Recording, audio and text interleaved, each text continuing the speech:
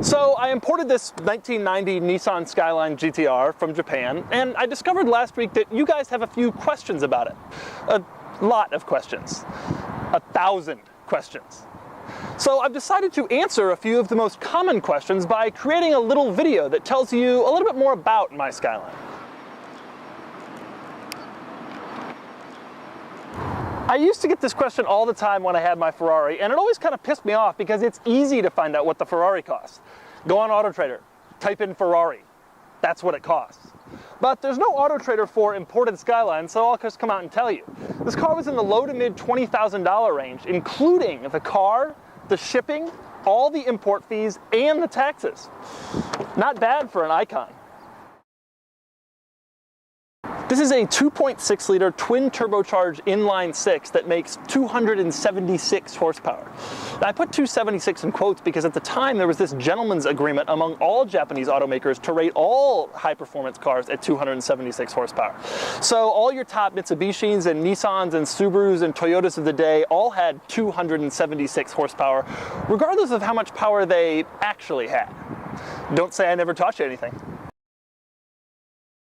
This is the cleanest, most untouched, most unmolested R32 GTR you will ever see. Which means that yes, it does have several modifications.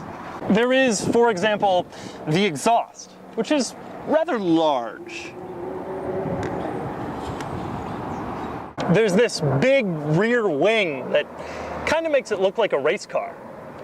There are these cool wheels that came straight off an R34 GTR to enhance my JDM street cred. There's also an aftermarket steering wheel, an aftermarket shift lever, and this aftermarket stereo that pops down to reveal a mini disc player. And here's another interesting modification. While all R32 GTRs came with four-wheel steering from the factory, this one has had the rear wheel steering removed. This is a common R32 GTR modification. Most owners find it to be unreliable, troublesome, and actually detrimental to the driving experience.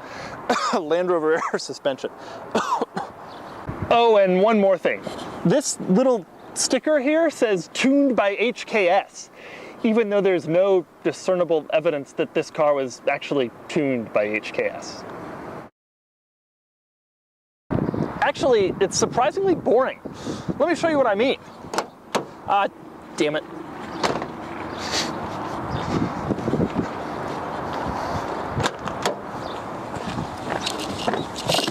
The center console and center stack are highly mid-90s Japanese car.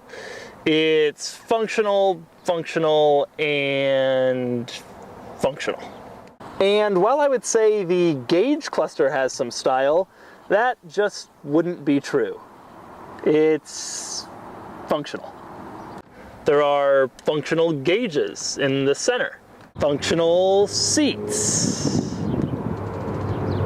functional seat belts, and a back seat that's highly functional if you're the size of a melon.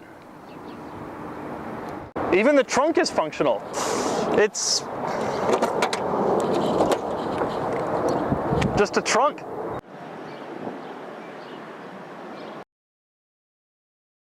You mean aside from the fact that it's Godzilla, one of the most iconic Japanese cars of all time, one of the most intriguing JDM enthusiast automobiles in the last 25 years? A few things. For one thing, there's this neat key that's so cool it kind of makes up for the fact that the car doesn't have keyless entry. There's this cool rear wiper, which is kind of unusual on a car with a trunk. There's also this cool front torque gauge that shows exactly when the all-wheel drive system is active and how much power is going to the front wheels. There's the general shape. The flared fenders, the wide stance, and one of the most iconic taillight and turn signal shapes of any modern vehicle. It's also surprisingly luxurious. There's power windows, power locks, power mirrors, even automatic climate control. And there's all this cool Japanese writing all over the place. Of course, I have no idea what any of it means. Oh, and one other thing, driving experience. We'll cover that in the next video. Damn it!